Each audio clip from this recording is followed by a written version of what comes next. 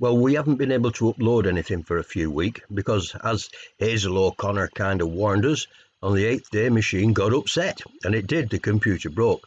So I've only just got it back from repairs. Thanks to Jack's in Penrith, other computer repairs are available.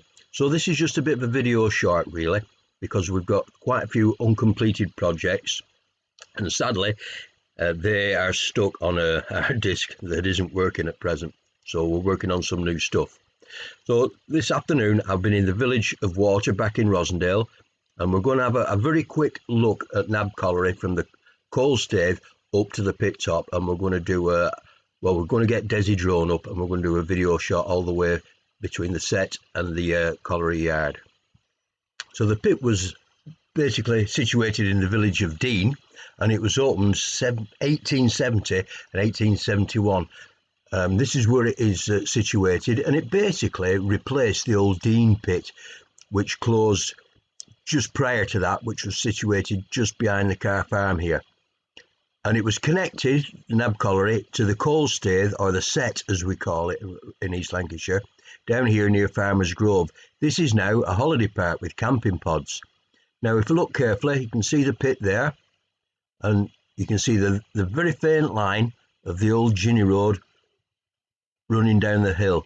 It's difficult to see. In fact, part of it now has been replaced by a road, but before it actually went into the set yard, there was a short tunnel here.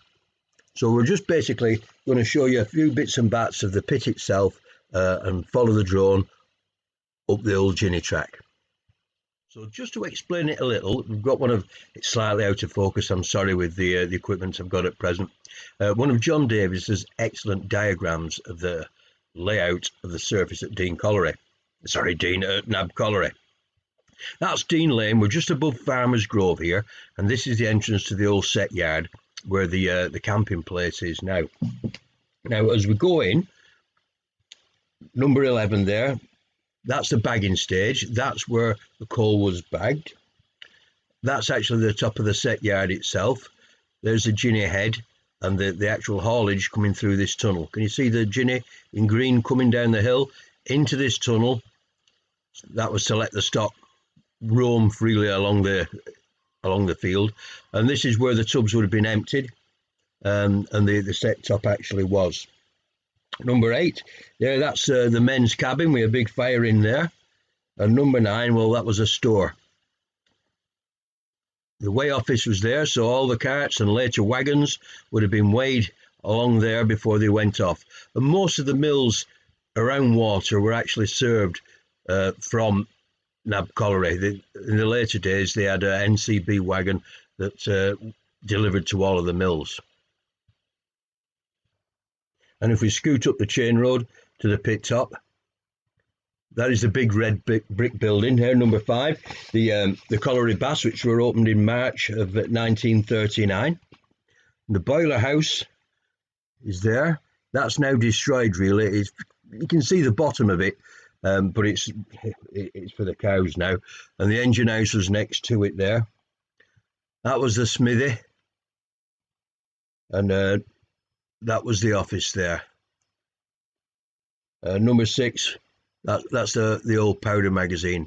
We do have quite a lot of photographs taken in this area, and if we go to the back of the building, that there is the main haulage road, the Ginny Road.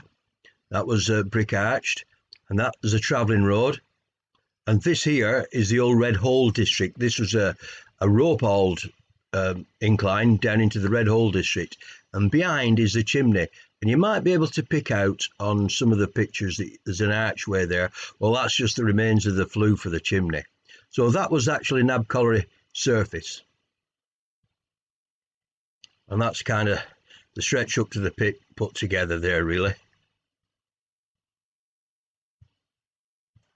This has taken us back to 1976, and this is the set top. This is where the tubs came out the tunnel at the end of the Ginny.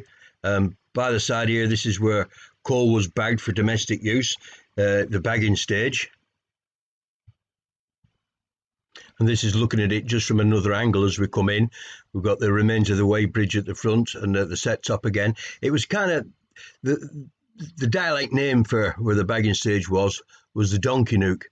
We can plainly see the remains of quite a few of the buildings. Sadly, in the mid 80s, when I was walking up, early 80s, walking up to Grindbridge, part of this was kind of used as a bit of a glue den, I'm afraid, especially the tunnel. And this is going back to 1973. We can see this is actually taken on the set top, looking through the Stone Arch Tunnel. Quite a considerable tunnel, isn't it? It was double tracked, endless chain haulage, and we can see the pit there in the background. And this is as we approach the colliery. That's the baths there. We'll see a good image of that. And that's Joe Lord stood on the chain road. And for those not familiar with what a chain road is, it was the usual method of haulage in East Lancashire, usually known as a jinny. And instead of ropes, they use endless chains onto forks at the top of the tub. You can see a tub there. And the chain, as the chain moved around two return wheels, it propelled the tubs along the road. You can see the intervals that the tubs are at there, so that the chain does not drag on the floor. Full side and an empty side. Sadly, all this has gone now, and we're just left with the remnants of the baths. But at least there's something still to see. So let's have a fly up there with Desi.